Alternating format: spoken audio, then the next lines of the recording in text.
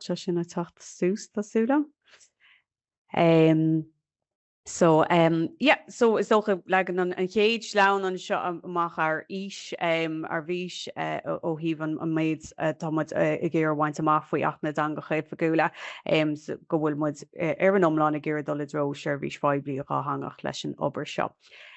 So dear couple rud ó híh rire an chruiníthe ar maidin tá tafid a dhéanamh ar an gur láthair seo agus ba muid a chuna sláán agus a tapid sin sús ar an si beidir lín héis beidir gur amórth nó an lániu sin agus bhfuil an fógur chur agam faoi sin agus tá náca bun an clán an sin chuig an áta mai siad sin á hábal so saás go bhfuil se bh géir seo rins le aon cholaí lib nó éimrad mar sin ba fear rins an táhar seo líomh héis an chuoiníthe.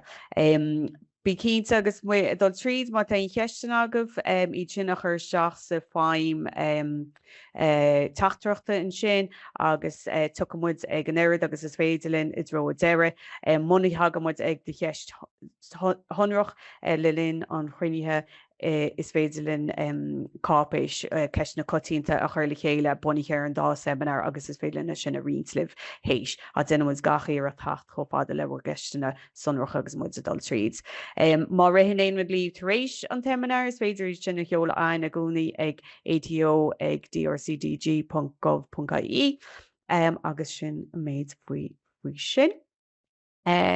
So díoch le luas dócha bag an léirgus faoi céir a bhaith le clúdachanne duine me go háinscop í faoin gúla mar lu méid tá rins chur láthair dentain faoi canal carbas a ramid a tacht lei seo hána atá ar an si beidir lín son ní chamid an numarcha amala sin tuair muid bugan ósráirtíh socha ar ailisiú an plán náisiúnta agus an plán Gníomhaíochta le déine agus sin racham ddíorcha seachan sin a buach foiintí an plán Gníomhaíochta agus is dócha céir a hílinn se sin díobse mar onadíthe de chomhlachtaí Poiblí.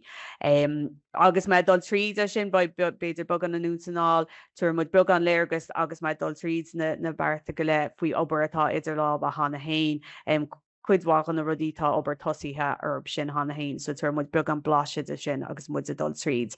Agus a sin dro a deire is dócha bhfuil agaí gur bhóg rin seaganne nó a ran an na Gaelteachta is dócha ón seanrín is seach sa rion nua thtar an am seo an nura is seach sa rion ferber tuiche agus pobl agus Gaelteachta agus tá annach chuid oibre dinta ag an rion nua sin ó híh is dócha gnéithe ráthangach a neadú seach a ngach chuid do obair na rinne inis ó híh PR-na dul amach, pressráitéis a dul amach ó híh daoine ála seach na ranó gur churpráid a chu go léir agus tá caimrá gohfuil me hain antóí leis méid atá dénta le blian na nús té na cumarsáid inmheánach go léir amach go ráthangach agus sin obairmhór a chuaigh seachan sin le blian a nús nó níos lú in áíire dair lobe sin le go bhaint amach is do faoi deire an tairí cheapan. So tá annach chuid oibre a chur seacha go fear ní léon leis ar an obair so deir siad chur siad héine sin anúil tá burt le tata seach le leir sin ón rion nua ag hátar ceirúchan na dóigh le bag an léirgus a thuirt ar an aisteir a bhí rinn seag an héanaar. Is a méle a bhaid siad sin a leirt ach ar nóid tá fáilte roh aon ceistena a chur seach an Gaeilge agus is féidir an éascíocht a dhéanamh ar na ceistena sin áil an Gaeilge ach bheas muid go se táhachtach an tatar sin ábhthb ó híb na céimena a thug siad sin chun go dárlach se sin gur agrioch ráthangach inis muid láiste de níos lú lá bliana. So ba se sinna tata dro deire agus an sin darnóí tugmid ceistena ag a deire nó má tá amáin sulla dagan si sin seachtain is féidirlinn ceistena thógáil chomá. So rís mar lu me bug an coolla luam a seo a gúnaí tá rins gnéithe a baint is tóch le beochttanga agus tá muide lé go sonrach le pí amháin seo a bhhaint le deircha agus polisíthe tanga rialtas. So is tócha go bhfuil an takeíocht an ón rialtas chuntanga agus sin an méid tá muide an pí smú tá muide lé leis sin tógann se seo ar folasíthe éagsúla darnóí stádas na Gaeilge i mionreacht na héireann an strátéis fiche blian chomá agus na sprochanna olbhínach atá le amach an sin ó híh caiinteí léthúla Gaeilge a bhéadú trasna na tíre. Tógann se freisin ar an bróséis pleanálatanga a churú tús leis faoi ach na Gaeltachta fidóag agus dar nói an aimime smú atá leis an bróséis pleanálatanga ná cinnte go bhfuil daoine ag úsáid natanga agus bhfuil an takeíocht dá an dómh lena sinna dhéanamh. Agus luúmid a seo gúnaí mar go bhfuil rionstanga a hagans nu a ascrín ón bróséis pleanálatanga lúta i reachtaíocht seag an hain ó híh limisteir pleanála tanga Gaeltachta, bailte Sheirbhísí Gaelgeachta agus líonraí Gaeilge. So tá sé tin go léir lúta agus fitte futa leis an obair támuid déine agus a cinnte ghfuil ar a leid na Sheirbhísí atá na hátainna sin ar fáil go háid chaidánach trú Gaeilge. So sin faoin gúra agus is tócha faoin tráseo tá sagaí tá rions gnéithe nó bailí arrádaítar nó a chuirtar dúlgas ar chomhlachtaí Poiblí faoin achtanga bíoh sin dúlgas reachtúla ascrin go dtíreach ón reachtaíocht so mar hampla an aráil fógraíochta sin dúlgas díreach atá ar chomhlachtaí Poiblí clí le sin. Bín tag an dúlgas eile trí rialachan, so tá cín sean moníthe mar hampla ó rialachan chábíl sa hochta bhaint le cóthraíocht, stáisiún óireacht agus mar sin de agus fógraí tafada ó bhéal. So tá si sin sean moníthe agus ba rialachan eile le tata bhaim ó híh tafad ceirtaí ana bhar anamcha seoltaí agus tead an Gaeilge im líana chumá so ba mu a dagháilí faoi sin. Agus ar nóíonn sin tá anadú córas na scéimnatanga le chóras na gaiidantanga agus leabhar me bogan faoi sin ag deire chomá. Dar nó is faoin acht chomá a buíú an commissionéirtanga agus is féidir taghfuil dhéana lob sin a gcónaí ó híh bín siad le lábhseáil gearán ach ag ná céine bín siad chur annach chuid cóirla ar fáil go chomhlachtaí Poiblí agus tá feicimid a méadú óhmhór tá takeí ar na níortas ar chóirla ón efic sin. So is féidir taghfuil dhéana lob sin a gcónaí ag ólas ag commissionéir.ie. Agus an sin ábhar an léon jota an plán náisiúnta an Sheirbhísí Poiblí Gaeilge agus an plán gníomhaíochta an Sheirbhísí Poiblí Gaeilge chomá agus rachmid tríd na buachhaintí an sin inniu. So tá sé seo feici agah go minic ach ní leon dochar é bheabhar is dócha chuirdí príomh chospóirí an achta dar nói an phríomhachta nó an bunachta a neartú agus sé chur an béim a gcónaí ar an dara faointe an seo agus seo an ceann is tábhachtaí ná fiabhsach ar esperas customary Gaeilge. So tá feicimid é go minic agus go háirí rudí a boga ar lína tu go an sampla tá rudí a boga ar lína beidir go séir fáil méile agus an sin má haon tú le ruchtanáil ar an Gaeilge deirtar ó churfar an ormseach agus sa bust catú é fostáil arás. So ní onan an dá cé go bhfuil Sheirbhís éigen ar fáil an Gaeilge ní onad an dá Sheirbhís sin nó levéil Sheirbhís tá a chur fáil. So géir cinnte go bhfuil cóanan is an ar a leid idir na Sheirbhísí chuirt ar fáil a méile agus an Gaeilge. Agus is ó an ráfuointe híomh faoi sin so líon na gaiinteoirí Gaeilge a bhéadú agus béim ar Sheirbhísí agus ifigí san Gaeltacht. Tá si sin na taú is dócha le puinte dó an sin. So tá se fíorheachar fiabhsachar na Sheirbhísí muna bhfuil na daoine in áit agan le na Sheirbhísí sin ar chur fáil. So tá anbhéim chutha agus dar nóid tá spruc olbhínach airceochta fif an géadáin. Ach tá se sin is dócha le taú leis an áilchospóir agus is sin le fiabhsachar esperas customary Gaeilge. Agus is dóchatíh hir ó seo bín se táhacht a bheith breanúir cén fáhfuil mu a dhéana seo, mar is féidir a bheith breanúir seo ar bhealachán policy cahamud an spruc seo bhaint amach cahamud anamacha a hapad a gceart an Gaeilge agus mar sin de. Ach tá ólachospóir is dóchatí féirde seo atá tacht le bunracht na hhéireanna a tacht le stráis Sheirbhísí Blian na Gaeilge. Agus is sin is dócha le taú le muintir na Gaeltachta tá daoine tá imíonísin sin nachhfuil compórtach san Gaeilge tá páistí a dógáil i dailí bhfuil Gaeilgáil áirtó bháin. Agus tá sé táhachtach go bhfuil na daoine sin ar a gompórt ag éadmh Sheirbhísí trí Gaeilge agus tá an ceart sin acu is socha. So tá gné an daine cé go mímuid a caiint bhí policy agus mar sin de tá gné an daine an ón méid atámuid a géirí dhéanamh an seo. Agus tar nóid tá muid a gobar i dro sochaí ráthangach a bhaint amach chomá so tá se seo go léir a takeú le sin.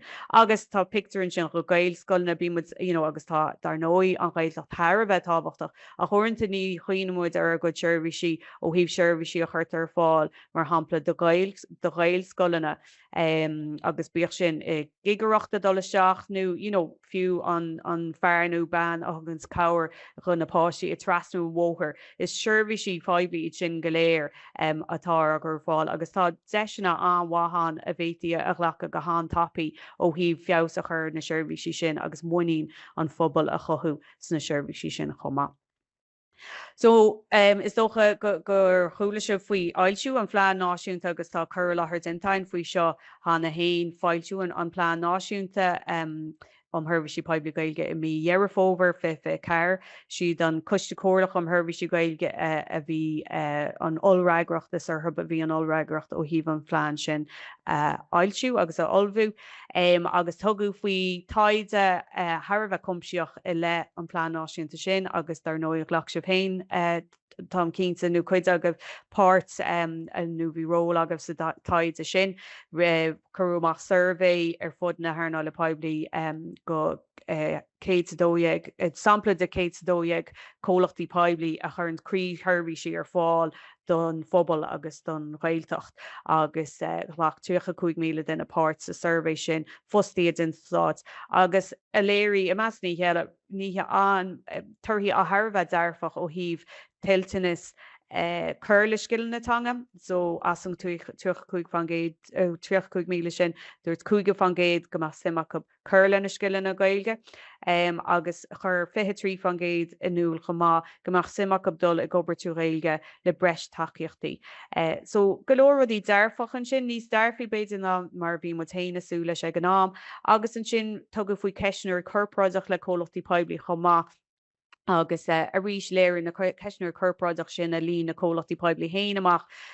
Rins is socha rudí a bhétí deisna a bhétí tapú go hansciúpaí ó híh léirú ó híh an survéine lechta gorán sim ag dtína tuairt chósaí Gaeilge léirí na ceisneir curpráideacha ceapún 65 fan géad nó mar sin a dúirt gur rá cuasaí Gaeilge ar fáil ach nach a charta 3 fan géad an a ghlacha lena leis an deis tuairt faoin na cuasaí Gaeilge sin. So tá Beg an éagsúlacht tócha faoin na rudí a tuairiscú tríd a sin. Cuid go na rudí a lús na ceisneir curpráideach ná go bhfuil cuasaí Gaeilge ar fáil mar lurgétar é nó mar iartar é. So tá ceis simplíonn sin bhfuil daoine an ólas go bhfuil na cuasaí seo ar fáildó. So sin go rudí a bhí muid a ggéir thógáil air agus ceisna a bhí muid a ggéir tógáil ar agus muid a breanú ar an Bplean Gníomhaíochta le ar muid faoi inis ag an nóméid. So tá cópt an phlean náisiúnta sin ar fáil ag an nasc sin atá sa QR code an sin. Agus mar ecinn sibhann sin tá se an phlean náisiúnta briste má faoi 5 mhórthaim a strátéiseach so tá golóir an number tá muid hééis bheith a tuairt faoi le cúpla bliana tá se bunaí ar struchtúr cearta a bhhanú agus Herbert le takeú leis an obair seo. Dar nóid tá muid a breanú go sonrach ar sa láthair Sheirbhísí Poiblí tú Gaeilge go háirí san Gaeltacht feice muid ghfuil andeisina le cuasaí technoliaachta chomá agus leabhar me beagán níos mú faoi sin a gan second. Agus dar nóid ní féidir agus an spróc airceachta feh fan géad a ní féidir 8-0 ar cuasaí eilúna agus airceachta agus a ríis tá bailú sonraí ba se sin táhaach. Agus le luas dócha go bhfuil na mór héimi strátéiseacha seo i tacht le policy eile ó híh a chóirú a dhéanamh ar Sheirbhísí Poiblí chomá ar nós a chóirú ar anúchan na Sheirbhísí Poiblí fithe tríocha agus an policy atá ag an Roinn Caitghis Poiblí ó híh Sheirbhísí Poiblí níos fearr chomá. So an Bplean Gníomhaíochta mar sin ábhar an léon éanú ábhar is mú an léon is dócha. A ríis tá an Bplean Gníomhaíochta seo briste má faoin na 5 mhórthaimí agus tógann sé ar na cuspóirí ardléibhil atá le amach sa phlean náisiúnta. is ach legan sé amach is tócha ar bhealach níos sonraí na bearta sonracha atá le tógáil a seo go fife hocht, deire fife hocht ó híb na cuspóirí ard level sin a bhaint amach. So is dó dúirt le luú an plán náisiún de hain, rithe se sin sús go deire fithe tríocha, an plán gníomhaíochta seo tá se le riocht sús go deire fife hocht. Ba túairisciú blion tú á dhéanamhar sin trí thuairiscail an ara ar Seimineáireachta, trí thuairiscailecha an chuiste Chorlaí, tásúla an trí mhór túairiscail a bblion tú le hain i ggóir le dúlgas faoin 8. Agus an sin baithfar a túirt faoi abhrenú ag tús fife hocht ar aimimú an phlean gníomhaíochta seo le feiceáil, céir atá gobar, céir de féidir ar tuile. Féidir go bhfuil rudí an nach naibro nó tá cúpla tagart go staidir féidireachta baile feáil céir a hagans tríthúb sin. So ba mu a cuineal súil agus tá ar náir a hain dar nóí a chur ansim san ábhar seo agus ba se lerug úsátaí a rialta faoin dulchan cín atá le déanamh. So is dócha le léint is seach inis buach foiointí an phlean hain agus is dócha cechaí a manin si seo na libhéin agus le na chomhlachtaí Poiblí. So an bailach bhfuil se seo le amacham, tá go leor texturb seo, tá se seo tócaí tá acham ar aimimreach ag tús an phlean gníomhaíochta hain. Le mai géir a rins ní gáún dul tríd gachán go mion ach tá éirecht dinta na cíineháins go sonrach le na chomhlachtaí Poiblí hain a haing amach agus me dul tríd seo. Achas dócha an chéad cabbadal seo rudí níos lethna béidir a bhaith le takeú líomh inis agus amachchan seo. So tá sé táhacht a béidir just dul tríd na rudí seo go mion an seo. So ó híidir tá mé gur beag an feolachar le cuidscope seo an go dtí sibh céir atá le tacht. Cuidsco seo ní bhaid dúlgus arbh hain I leis seo láthreach na bhain rud mar sin achas má bhar an ólas bhuina rudí a bhaith sa tacht. So tá muid le staidir féidireachta íanamh ó híb mul nó clinicí Sheirbhísí a chur fáil a churach Sheirbhísí lárnach ar fáil trí bhain na Gaeilge. Tosú is dócha le pobl na Gaeltachta. So an rud atá a caint bíon seo ná de meach a brethir an staidir féidireachta agus na turthaí bhaid sin. Go mbeadh deis an sin chomhlachtaí Poiblí a chur Sheirbhísí Poiblí ar fáil. Plánáil is dócha chun Sheirbhísí a chur fáil béidir agus bheith mu a caint an seo béidir ar na córas na G-Techna atá ag údar as na Gaeltachta úsáid chuige seo a choéis tucha se seo tríd an staidir féidireachta. Go mbeadh mar hampla G-Tech an maidin eún de go dtí na hain tá Sheirbhísí na rinne cumarcha sóisialí ar fáil sa clinic an sin. Rud céine béidir ific na bás go mbeadh Sheirbhísí ar fáil ó na Gardaí sí a chána ó a brat tá cúntí eile gceist le cuasaí leis dar nóí ó híh áisin agus mar sin de. Sin an 6 rud agus go mbeadh de sé chomhlachtaí Poiblí plánál go chorasach go mbeadh Sheirbhísí in Gaeilge ar fáil ar léithinte ar le agus go bhfuil muoín ag muointe na háite pobl áir na Gaeilge gur féidir le dul seach agus éile bhí dhéanamh trí Gaeilge ar na Sheirbhísí sin gan a bheith chuoinú ó measta bhfuil an duine ar fáil ar an lá seo nó aon mar sin. So thuair sé deis go gachtain na muoí na churs na Sheirbhísí sin. A rís tá se sin le play tríd na staidir féidireachta agus tar nói más chomhlach Poibliú atá a chur chuí Sheirbhísí ar fáil baithfar a dagra líomh mar chuid san staidir féidireachta sin. Cinál cosa le sin ach beidir le míú nó idirghealú a bheith an dar faointin sin éana Sheirbhísí Poiblí a feimú tú Gaeilge a bhhaú a eanú go bún san Gaeltacht. So dar nói bheith chumach a go bhar ar nific atá loníthe san Gaeltacht agus feimún sé trí Gaeilge. So tá deisna an beidir éad eile ón Stát Sheirbhís nó mar sin de a ealún lonú nó a bhhaú as an nua sa Gaeltacht agus a rís beidir a ggóir le húdar as a Gaeltacht agus na háisina atá ar fáil a go bun sin.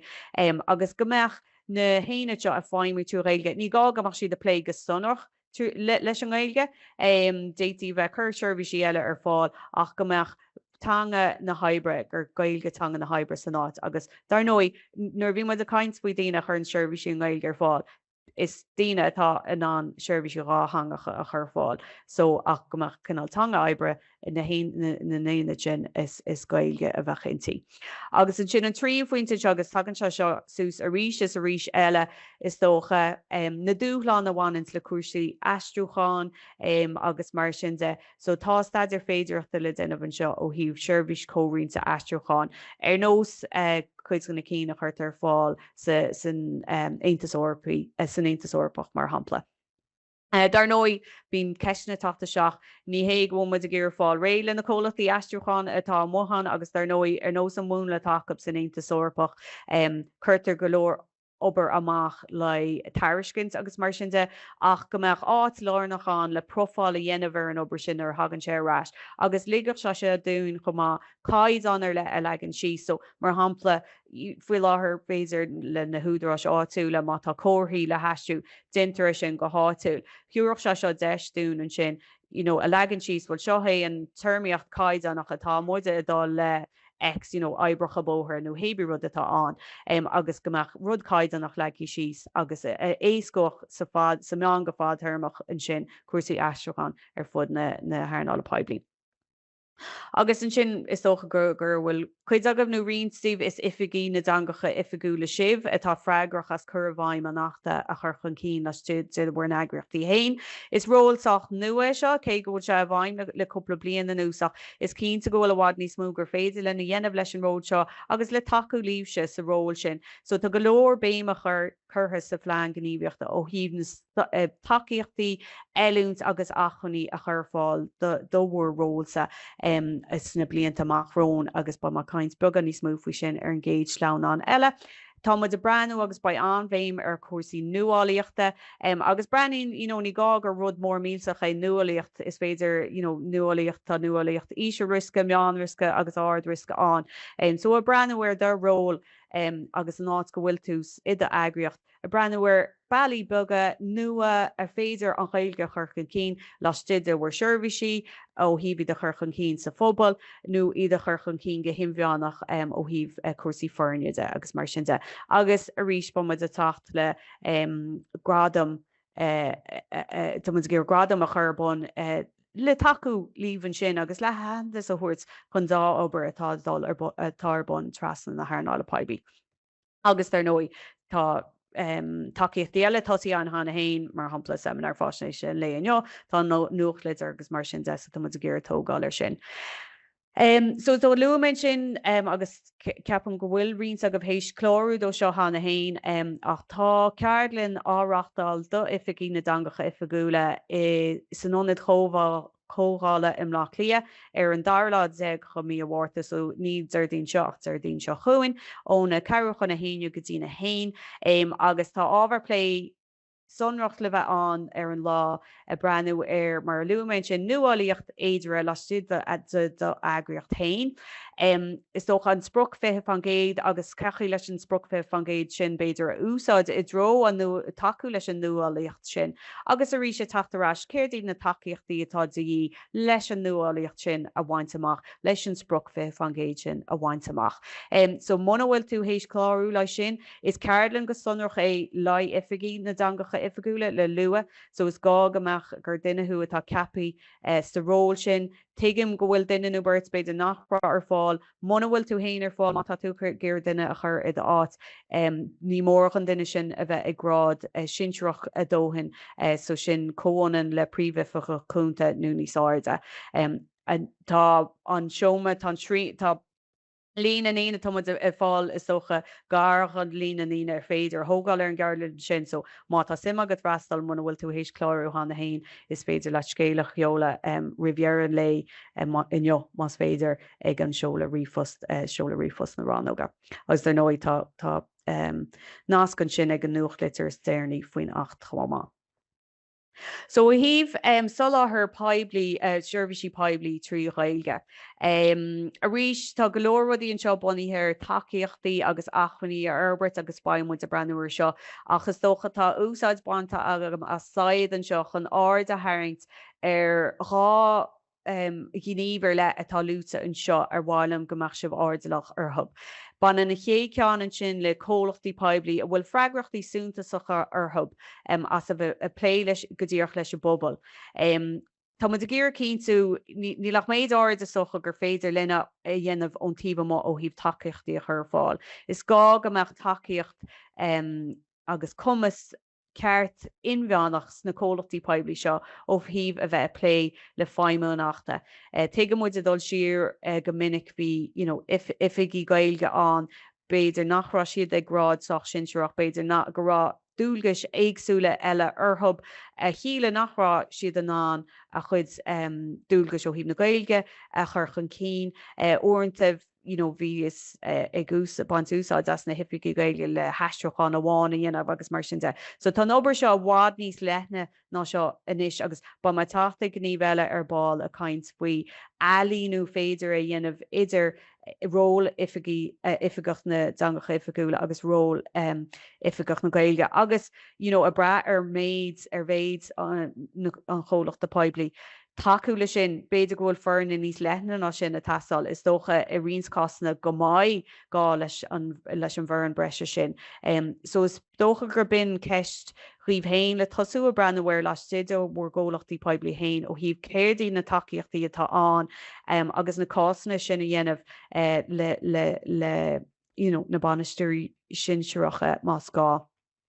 Agus an dara cean an seo go raibh ggéir áidir le a haingtéir is dócha ná an gné seo agus beidir nachman seo le gach chomhlacht poiblí a cho híomh na Sheirbhísí ígrach nó lóchalacha sin a chuirtar fáil.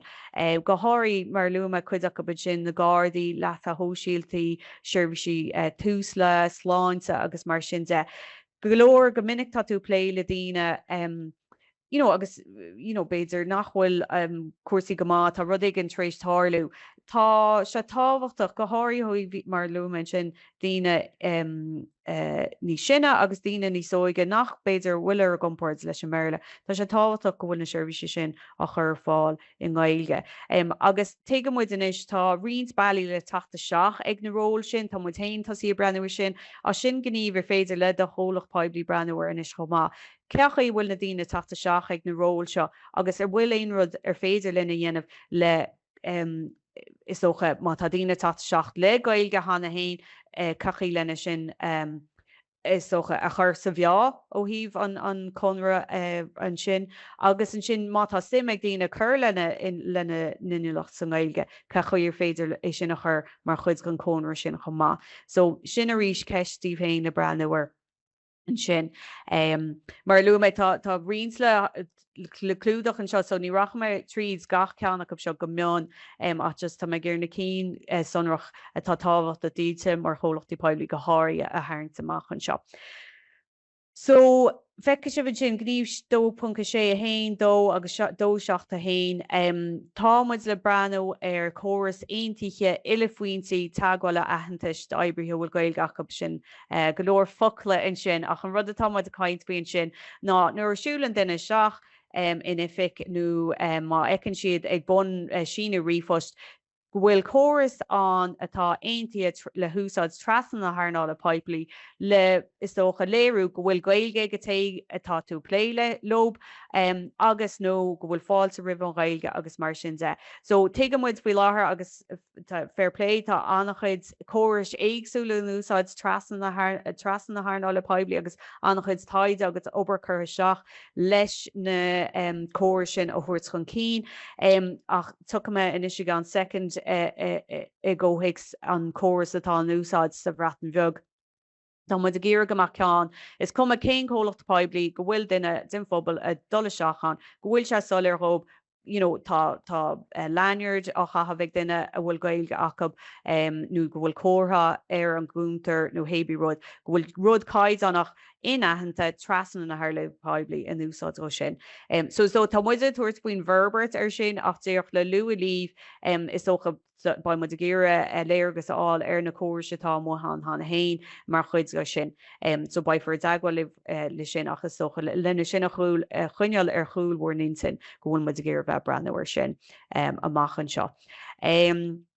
An gnééis seo ó híh de ó thuirt don fphobal eisiolalas ó thuirt ó híh Sheirbhísí Gaeilge agus gáthangach tuige muid go minic taon daoine if an commissioner atanga ó híh garránde agus mar sin de ach dar nói a chéad átar cheart go mar siad a dul a ggéirdul lena sinna réiteach ná agah féin le rá look níor cheart go mar se bhaine seo déití fésa chur seo go háirithe ó híh cuasaí technoliaachta agus digití mar tuige muid níl beidir neir céine daine ag úsáid na Sheirbhísí tú Gaeilge is atá i méle agus tá sé táhaach mar sin go bhfuil áit ééis go robará ó hanna trasnar an bog seo sean ga sean nachhfuil an chomhlach poiblí ar an ólas fao sin agus go bhfuil se ééis go chun fphobal is sinna chu anúil agus gur féidir leh ag gníomhú ar sin an sin. Agus an sin talútan seo faoi próséis sa láthair. A méid is féidirlinn golóirchan a rudí a dhéantar sna chomhlachtaí poiblí is téin siad amach agus is féidir chomhlacht tríomhpháirtí a dhéanann dara ar chóras nó dara ar thuirbhís thar ceann an chomhlachta poiblí. So méidir féidir len cólíntaach leis an nacht neadú isteach mar chuid an fóséis sa láthair poiblí is é is fearr é. Agus tar nóid seo feici an hana hain agus é a gobar go má ó híh cuasaí fógraíochta go bhfuil se neadaí isteach is mar chuid an fóséis sa láthair má hétar amach an chomhlach fógraíochta gur gá clí leis a dúgus fógraíochta. So siúd a stamplach an bhéid atá an is a ratan bheog so just thairm meach cúpla rud an sin a fecinn tú is cum a céin chomhlach poiblí tá á úsáid tá an cótha áráiste seo in úsáid le léirú gur bhfuil duine gur bhfuil bratanis ag duine go bhfuil tú a pléilób. So is sin rud atá muid gur tógáil ar agus breanú ar an seo i ggóhaigs na hhéireann. Téin seo go fada dúirt mar ólas mar hampla in ospedéal mar hampla bhfuil cinál beorránú féidir gur féidir chur ag bór an lepa ag duine ag áthair san ospedéal. So tá go leor gur féidir dhéanamh leis de réir mar a dhéanamid é sin a chur chun cín agus a Herbert.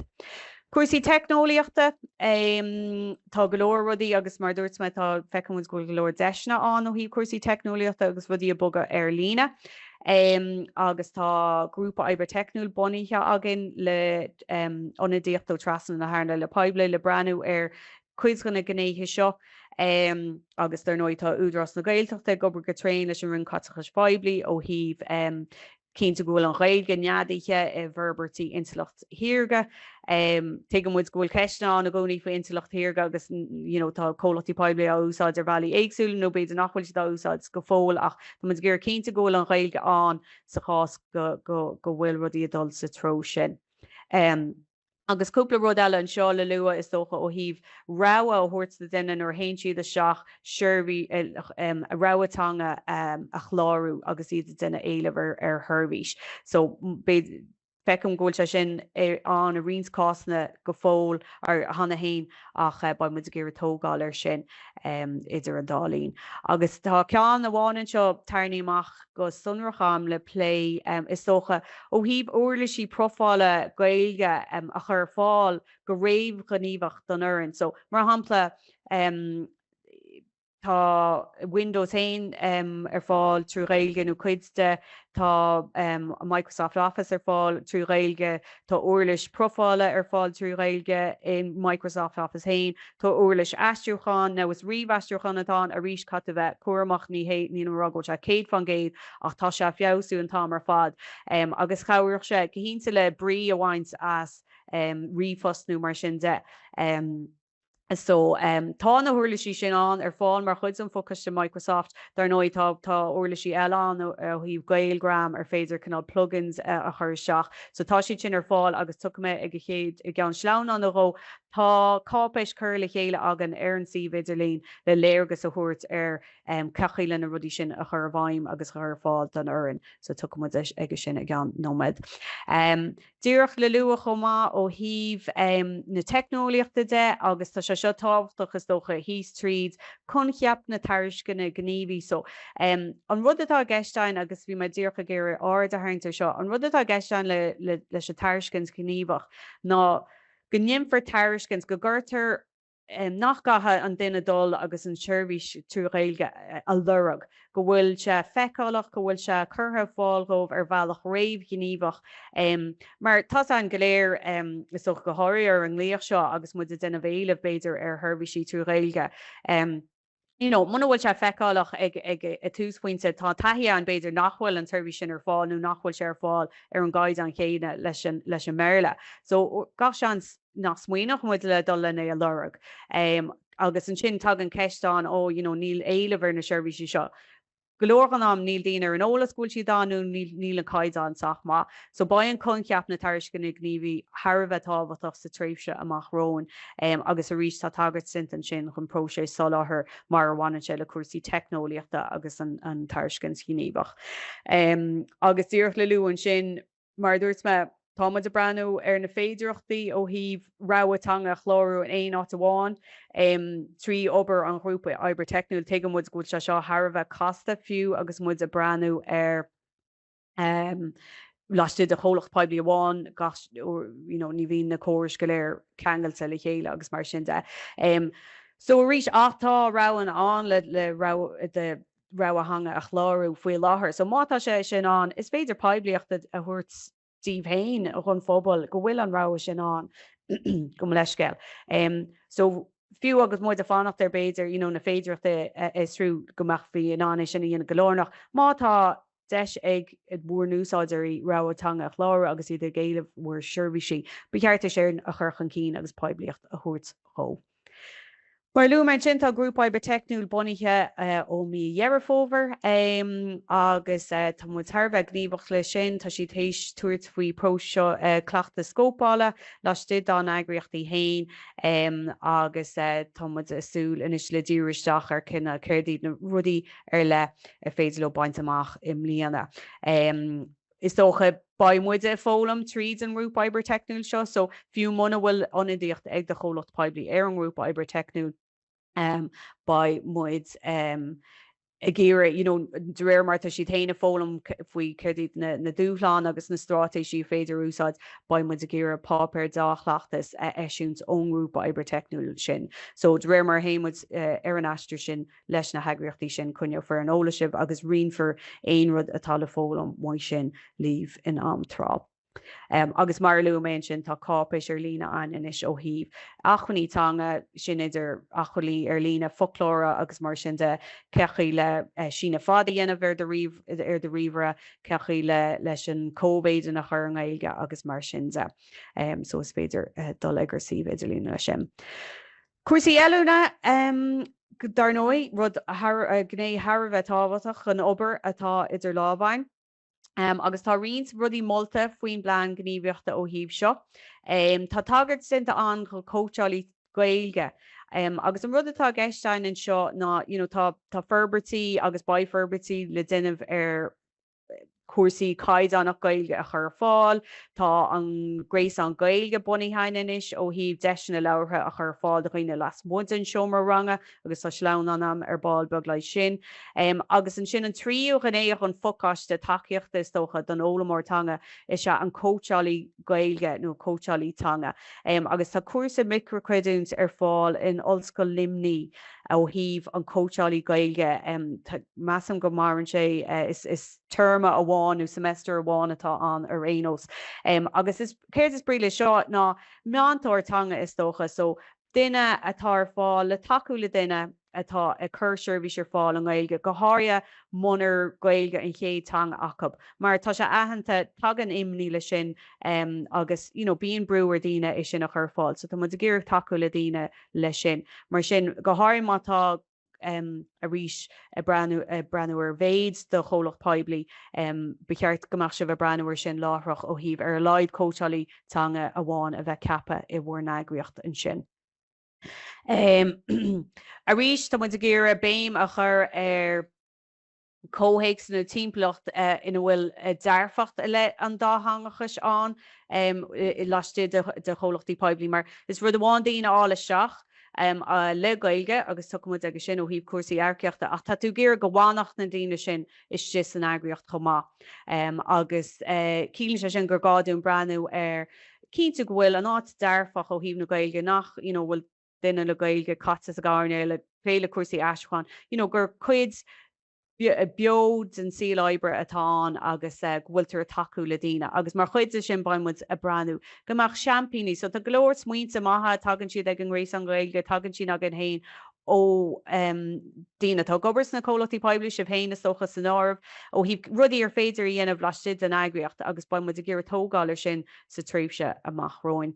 Dar nóid tá gobar le One Learning agus an ferras riarchan ó híh lethnú dhéanamh ar na cuasaí Gaeilge a chuirtar fáil trí sin mar réon le níe eile agus tá de breúir ar rudí eile a hacós le dtíine ar eistartanga chomá ó híh beidir tréh ba staidir féidirta le den ó hí tréimhsí cónaithe san Gaeltacht a chur mar chuid chun na cuasaí Gaeilge.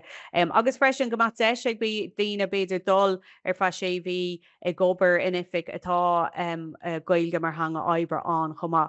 Mar a rís tagann sé tríd go minic ó híh na cuasaí Gaeilge tá dtíine sásta le na cuasaí Gaeilge ach tá siad gur an deis sin antanga a chhlachta so camad breanú ar na féidireachtaí seo. I'm ceach na príomhrodí agus tucha mé rí sé ag deire ná cíú go bhfuil cuasaí Gaeilge a chur fáil go réomh gníomhach do ostia chomhlachtaí poiblí. Agus breanú mar chuide sin le haon wach atá an tuairt faoin na cuasaí sin a bhaint. So is dócha brethir cé áit fellan mar hampla na cuasaí go bhfuras riarchan, bín siad ar siú le gamana ar le ar rihan lé agus catú freistal le an am céine gach seachtain. Seans nach fellanse sin go háirí mat a dtíine mthir a móthir nó nachhfuil siad a gobar inific. So dar nóid ba mutéine breanú ar cuasaí níos lethne chur fáil ach sin róla déach mhórgólach poiblí breanú ar chomá. Céirdíad na bachna go háirí a dtíine ag leibhéil sinseach beidir ní eilech sé dómh a rá cínta ba an gach seachtain ar mát óna héine go dtína dóag nó hebú rud atá an. So tá sam first riarchan im líana tá siad duna cuasaí tréis tá coppla session ach tréis na haibre im líana tá siad spans trí lei sin so ba de fecha sin. So sin an sais rudí agus mátá duna tuairbrí chuirsa Gaeilge an spás agus an tám ó thuirscóp an cuasa sin dhéanamh i gceart nachhfuil siad de fáil. Nachhfuil tuair cappa ógur féidir rifosta a ragartt ag an am céine is atá cuasa ar fáil. So le taú lob sin agus tá lúta an sin mai seaarmnas blianta agus tá se tosú inis sin chétacht an eile le ahananta a rí se thuirscha daine thugann faoine cuasaí Gaeilge sin agus a bhhainns cálaíocht amach faoin testasúirpach na Gaeilge agus so ba mu a ggéir taú agus ahananta a thuirscha na hiíochttaí sin chomá. Dar nóid ba réimse lehan modúl agus cuasaí éagsúla a tríú level le ferbert chomá agus tá grúpa oibre airneile le bunú freisin idir mud agus a rinn breisiadachas agus níos lethne chomá. So a rí sama de breanú tatarráisiigh na cónaí is seach a chomhlachtaí poiblí cecha bhfuil daine tata seach agus cá cecha ar féidir taú le daine an sin. Rud is smú tá de fecail ó déanaar fife dó titan muín daanaan ar imín siad an scáil agus nachhfuil tágáil rialta acu leis an Gaeilge. Fiú go daine muintear na Gaeltachta má bhagann siad go blá lia a tuairbí cuasaí nó cuasaí oibre. So do mud géir daoine chuineáil dagháil leis atanga agus ba se sin mar tosíochtáin ó hí breanú ar chusaí tríú level chomá. Agus ó híh cuasaí eilena chomá tá rins rudí an seo ó híh tá tuairt futhub ag an rinn éidechas ó híh cuasaí éidechas tar nó méidir féidirlinn chénta go daine taachtamachchas sa scoil leis na sciilna chuí is ára so tá rins policy an sin ag an rinn éidechas atá siad an tuairt futhub. Agus an puinte déirnach an seo atá is socha an sáid chutha am an banan se seo le chomhlachtaí poiblí a bhfuil ifigí acab san Gaeltacht nó a chur an Sheirbhísí ar fáil san Gaeltacht go bhfuil mud a ggéire cínú go dacó for líomh ar bhfuair neistú so sa chás go bhfuil ifigán san Gaeltacht nachhfuil a feimimi tú Gaeilge faoi láthair tá muid chun taú líomh ó híh cechaí ar féidir dul ar an eistú sin le dul dro na Gaeilge mar hanga ifigúla mar hanga oibre in sin. Agus gá rud beag eile bhí mé gur ard a haint ar an sin is dócha is tatarráise an run sin ó híh cuasaí Gaeilge chur fáil go réimh gníomhach is dócha dá rólan go chomhlachtaí poiblí agus seán áit go dagan an oireann níos lethne seach ó híh cuasaí Gaeilge ar factas úsáid na Gaeilge a thionscanmh leistíide bhfuair an agriocht. So ríiste seo tacht leis an tímplacht dearfach ó hín dáhangachas a chochu san áit. Agus an sin an rudéirnach an sin ná breanú cechaí bhfuil an cultúr ó híh an dáhangas is nó híh gailge san agriocht bhí láthair ar gá cinál inniucha a dhéanamh ar an gultúr sin agus an sin tuairt faoi próséis lena sinna ús ahrú beidir nach gáis sin an ngach cóhéigs ach beidir gur bin rud ar féidir le bheith smuoine bhar is ar dálín. So lu mé an sin a tata níos tá an grééis an gailge agus bain chéadóá deile an dé mórt dardín seún an dar lá déig, so bí cínta agus búla seach agus sim atá si bhar fáil, agus d nóid tá seach na gailge búltalinn inéis agus tá rint imachtaí ar fáil. So agus tá annach chuid smuointe maithe ar híomh seach na gailge ó híomh imachtaí ar Reáchtáil ró sin chomá, so d nó is féidir freistal ar imachtaí agus is féidir imachtaí ar Reáchtáil a siad a bhfuair agriochtaí hain an sin. Tá mai chuntí ar ámar tá mai ceappa beidir bhfuil Madge agus Marklin ón Roinn, so beidir go stoppa mé an sin agus tuair maid deis go Madge agus Mark tata seach le leabhar faoin eistir bhí siad san air leis an Roinn agus is brise thuirtíomh ó móga ar fa cúpla nóid agus tu marrás agus lena mar rá leis an ggur láthair an sin tar rééis sin. So dúch le secail go bhfuil Madge agus Mark agan ar an Líoch and Shin. I'm here, Sive. Hi, yeah. How are you getting on? Okay, Mark, I'll hand over. Gurmagat. Right, thanks very much, Sive. Afternoon, everybody, or good morning, I should say still. Thanks very much. Mark Roinn is my name. I head up the communications and corporate strategy team here in the department. And I suppose just I want to have a small chat with a couple of you for a while just to explain just some of the steps that we took when we brought in the creative division into the department from the point of view of transfer of functions, and then obviously from the point of view of external communications as well. My team was in charge of the transfer of functions, so it was our role to make sure that all the functions got transferred into the department that were coming in and all the functions that were going out got transferred out. So I suppose we were told about the makeup of the new government probably in January, so we had a couple of months to get our heads together around it and to get ready and prepare for it. So we were going from a situation where there was some Irish used around the office, and we had a language scheme, so we did issue external communications as Gaeilge, but we had a target. It was about 20% of all external communications as Gaeilge. So we were going to go from a big jump from that to dealing with people who used Irish all the time in their day-to-day business, communicated in Irish, and expected all their communications to come in and out in Irish. So it was a big challenge for us. Just from the point of view of the transfer of functions, I suppose we had that 5-month period from January to June to get our heads together, to figure out how we're going to do this, and the key thing for us, I suppose, was our mentality, and we felt it was important that we integrated the creative division fully into the department, and it wasn't a case of them being an add-on to our department. They were going to be a key part of our department. On a corporate level, on all levels, we were going to integrate the creative division into our department. And that was about our mindset, from dealing with people who primarily, in fact, 100% worked in English to dealing with maybe a third of your staff or maybe a quarter of your staff who primarily worked in Irish. It's going to be a huge change for us. But I suppose we saw it as an opportunity. That was our mentality was at the time. It was an opportunity for us as an organization to grow, to learn new things, and as well, to unearth new skills and to develop new ways of working within the department. And we certainly did. Even as we were preparing for transfer of functions, we were realizing that a lot of our communications could be, requested under freedom of information. So we started to try to communicate with each other in Irish, particularly in relation to these areas. And little did I realize a lot of my team actually had Irish. They didn't have the opportunity to use it. So I think that's something that we're going to find as we move through the public services plan is we're going to unearth people within our own teams and within our own departments and agencies who actually speak the language but haven't had the opportunity to use it.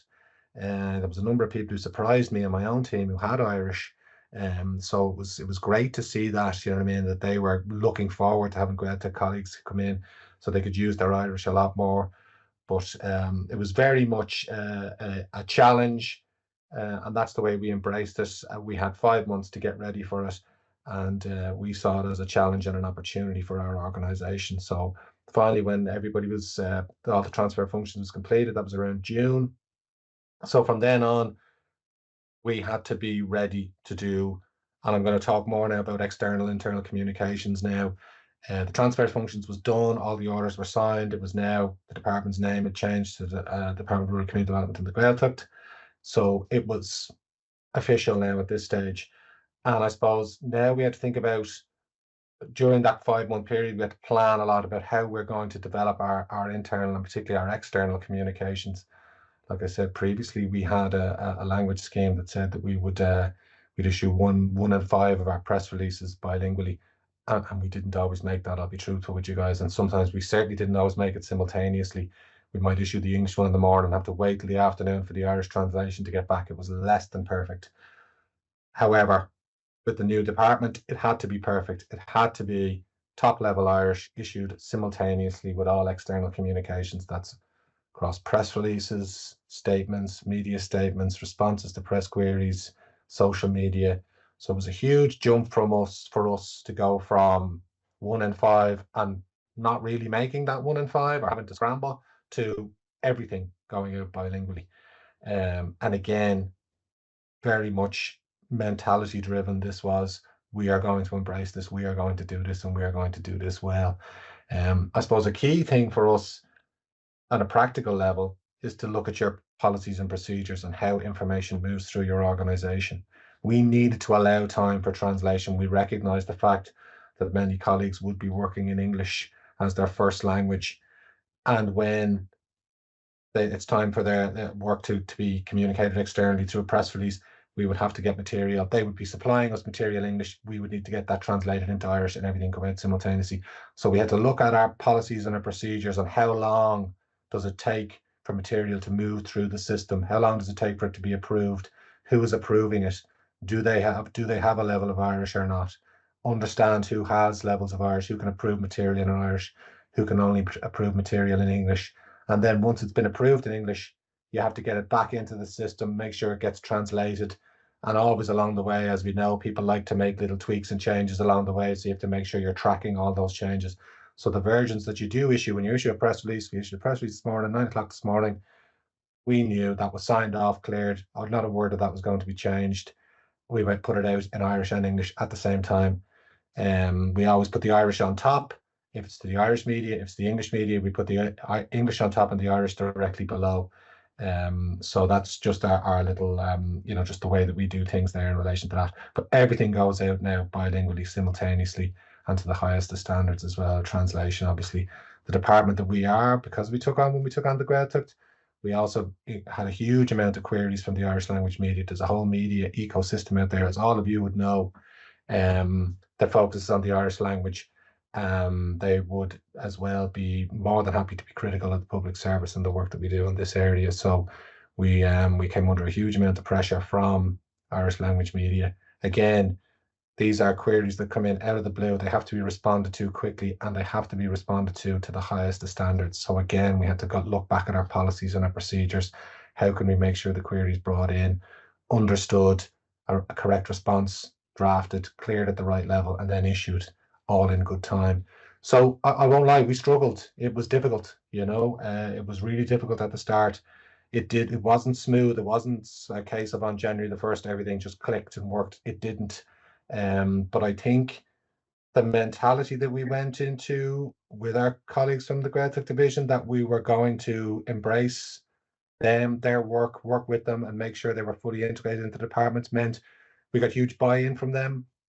We got a lot of support, got a lot of help along the way. We didn't take a legalistic point of view of each other. I have a right to blah, blah, blah, and quoted the Official Languages Act at each other. Everybody was trying hard and working hard to get there. I think a key thing for us as well was making sure that we had the in-house translation service. Translators of a high standard are hard to get. And if you can get them and keep them. And then as well, I started to fill my own team, my corporate team and my communications team up with people who could speak the language to a proficient level, who are passionate about the language, who understood what was happening in the Irish language space. So they had background knowledge on journalists. They had that tacit knowledge that's important for a press office to have. But it was really about mentality of the corporate mentality of the department, and then making sure that we were filling the posts with people who could speak the language and were enthusiastic about using it every day. And then obviously, again, your policies, your procedures, how you move information around your organisation, and do you have enough time for it to be translated from English to Irish, or vice versa, back again. Material comes to us from our Gaeltacht colleagues in Irish. Sometimes I need to parts of it I can understand, parts of it I can't. I need to translate it back into English, etc. So it has to move between both languages in both directions. And the key thing there is to give yourself enough time so that you're not slow out the traps with your communications. So the key, I suppose, we had a couple of rules. A simple rule, because like I say, we were scrambling at the start here. A simple rule for us was if it comes in a particular language, it goes out in a language. So if it came in Irish, it went out in Irish. If it came in English, it went out in English. That was just a helpful little rule of thumb that we had.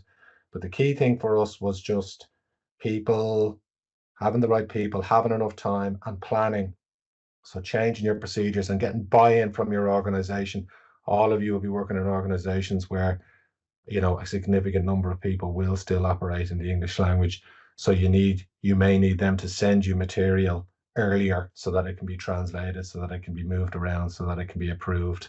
That was a key thing for us, and we got a lot of buy-in from our units and our organizations in relation to that. Obviously, Madge will speak a little bit more maybe about internal communications from a HR point of view, because material that goes to all staff needs to be bilingual, and we work very hard at that. But again, that's really about future planning for the week ahead, planning for the 2 weeks ahead, so that you know what's happening, what you need to have ready. Has it been translated? Is it to the right standard? Have any changes been made ever since? And having systems for tracking that. But yeah, I mean, look, the key thing for me was getting the right people in, and having the right mentality. Once you get the right people in, people who understand the language, are passionate about it, and want to work in it, and you have the right kind of corporate mentality of seeing this as an opportunity and embracing it. Huge amount of positivity around the language at the moment. And an opportunity for even the likes of myself, to use the language a little bit more. I hadn't used it since I left school. I now communicate a lot more in Irish, even if it's via email, etc. And just trying to learn that cúpla focal and just build things up slowly and being more and more comfortable with the language. But a huge amount that has been the support that we've got from our colleagues in the Gaeltacht division. They've been really helping us while we've been helping them. So it's been a real collective effort, and everybody has worked well together and integrated in really well together. Look, for a lot of you're building up your corporate ability to use Irish over time. We had a couple of months for people to come in, so it's a different scenario. But I suppose I just wanted to just say a couple of words on the experience that we had. I don't know, Madge, you might want to talk a little bit more about internal communications and communicating to all staff at the same time. So look, I'll leave it there. And anyway, Madge, over to yourself. Okay, thanks, Mark. So hello, everyone. So just going to give you a few minutes, I suppose, just to talk about our own experience. So I'm the HR manager here in the department. And as Mark rightly said, look, the news was announced last January that the department is expanding, and we've seen it actually as an honour and a real, I suppose, opportunity for the department to ensure that we further grow and will be last into the future. We're delighted to get Gaeltacht colleagues, as Mark said.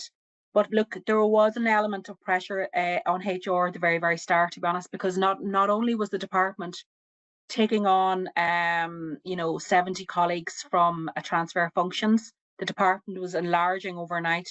And then on the third strand was we had to be able to determine what was our new corporate spine going to look like, how many Irish speakers did we need, and where did we need them. Okay, so there's a couple of different elements there. On the transfer piece, as Mark said, look, we did have a couple of months, and I suppose internally in HR we were meeting weekly to prepare for the legal end, I suppose, of the transfer, and the transfer over the physical transfer of staff from one department to another and all that stuff. But behind the scenes, we actually developed a plan, because we had to develop a plan, and we had to actually, it wasn't anything glamorous. It was kind of back of the envelope stuff to determine, look, from HR, from finance, from coordination, from communications, all those corporate teams, where did we need and what grades did we need to be Irish speakers? And I suppose we now have kind of three things going on in the department. We have people who work completely by English. We have people who work completely bi-Irish, which would be mainly the Gaeltacht division. And then we have 20 or 30 staff that are bilingual people. So they can work in English and in Irish throughout the day. Many of whom, as Mark mentioned, work in his own team. Okay. And that flexibility is ideal because we can't bring in somebody that's completely expecting an Irish job and then be throwing them to do work in English. Okay. So the bilingual thing is working extremely well for us. We did start, I suppose, started small. We started with, I suppose, a plan A, which was, or phase A, which was to get people in immediately for last June when the department was enlarging, and then there was plan B or phase B, which was later on last year, and we're still working on a few roles. So what I say to you was, the pressure was, how can we communicate externally? How can we communicate internally with our Gaeltacht colleagues? And how does the department need to function, and what does it look like after the transfer? Okay. I had never been through a transfer, or nobody else in my HR unit had. So that was a different piece of work that we had to work on. We did consider, I suppose, that TJASM, as it was at the time, it's now CCS, they were the department who had the corporate spine with the Irish speakers to support the Gaeltacht division. So first thing we done was we spoke to them and said, look, well, would there be anybody in your department who would want to come across to us along with the Gaeltacht function? So we worked with them to issue an EOI, an expression of interest, in TJASM. Now, we only got, I think it was 3 Irish speakers at the time, and that was okay. They were still very helpful. I mean, they're placed like the Minister's Office, Comms and HR, again, units that were desperate for Irish speakers. As Mark said, look, we do have 2 translators. They came across as part of the transfer. And then the rest was up to ourselves in HR. So what we did was we had a meeting with PASS, publicjobs.ie, to tell them, I suppose, about the transfer, to make sure that we put our nose in front of them and they understood that this was serious, that we had significant issues in terms of being scaled up by last June, by the 1st of June 2025. Okay. And I must say our client relationship manager really, I suppose, worked with us on that. And we had meetings once a month for every month last year during the transfer. And generally the meetings are only quarterly. So we ensured that we'd meet with them to make sure that we knew where we were in the pipeline, where we were in the order list, and when to expect people coming through. Okay. Outside of PASS, yes, we've gone to mobility for a number of roles. So mobility, as many of you know, there's the list-based mobility, and then there's, for HEO and upwards, there's the advert-based mobility. So we've gone and used that for mainly HEOs at this stage. But like that, there has to be some element of assessment, and that can be through a bilingual interview and having a fully Irish speaker on the interview to determine whether, you know, the conversation and the interview was that the person was able to fully converse during the interview or the meeting in Irish. Okay. My advice to any of you, I suppose, is starting off, in particular, on the path to scale up to bilingual organisation. First of all, I suppose, don't be afraid. I mean, there was massive, I suppose, not anxiety isn't the right word, but just kind of like, where do we go? Where do we start? How do we get there? When we did this last year, but start small, start identifying 1 or 2 roles at a time. And when you're those done, keep going at it.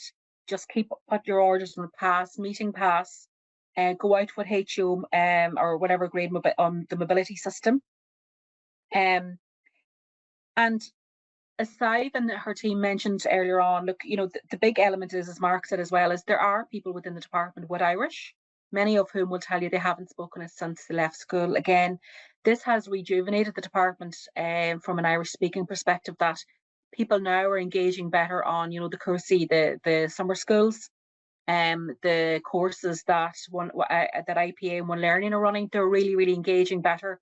And actually, I've had people say to me that they're actually going to keep going at this, not just to be working in our department and their time with us, just because, as Mark said, there is an element at the moment of, you know, we're on a wave here, we're on the crest of a wave with the Irish, and let's keep at it and make the most of it. Okay. From an internal communications perspective, everything in HR now does issue bilingually. We're very lucky that we do have a HU and HR that does that and spends a good part of his time translating, but it saves us having to go to our intern translators and wait for things to be turned around. We can get it turned around immediately in our own team. It also means that we have a HO and HR that can communicate completely as Gaeilge with our Gaeltacht colleagues, and that's in person and over email. And I think that for them has increased morale or boost morale as part of the transfer. I'm rusty myself. I'm again, coming back to the Irish, and we're all making the efforts, is what I would say. With speaking Irish. We also, maybe this doesn't apply to many of you, but we would still have a good few vacancies in the Forbica. So we are, later on this spring, we probably will have to go out with our own, use our own recruitment license that we have here in HR and go out and do a CO and an EO external competition for Irish speakers, because we find that just there's patches around the country where the panels expire quickly, and we've got everybody through that pass we're able to give us, and we've roles filled, but we've a few more to fill, and we want to make sure we've 100% of our roles filled.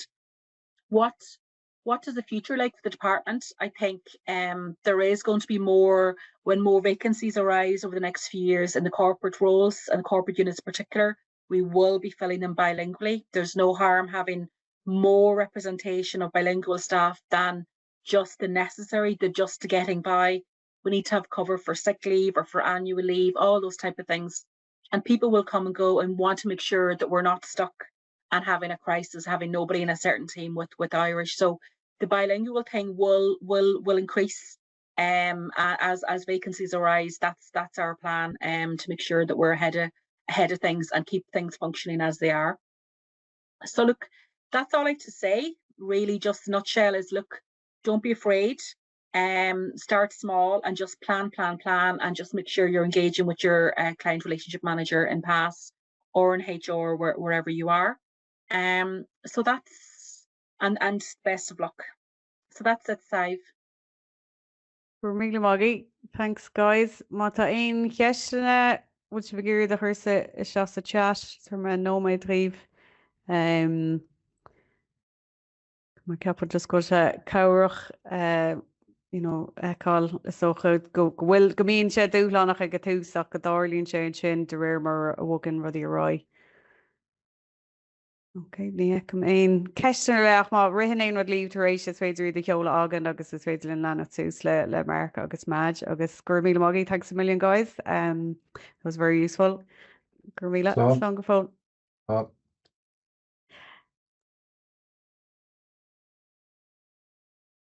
Nish. Yeah, so look, má brihin would leave Shane just me gro so that Dina hort to shock of a play, they're noi nervy with the bogasol and Rein Chakata, we Rein's full into Sean we do plan on murders and Elaine Balachaiska team player August ta so sinna ahens choma ach tána structure an átanish agus murders magic and sin tá an bhéim an sin Dina ráhangach ála seach ag rólana agus dúir mar hagan folúnta sir le so a rís ní mu a caiintear aon duna a bhoga amachchas ról tá an bheasan dar nó ar ceart a fustaíocht agus mar sin de ach tá bailach le plánál chuige. So sin so just lena mé roi leis a good eile tá cúpla sleán á leile agus an sin baid deisiin le ceistena faoi mo chur láthair hain. So just asún an gúilte sin a rion san sin. Oh, come on. And then one's all right.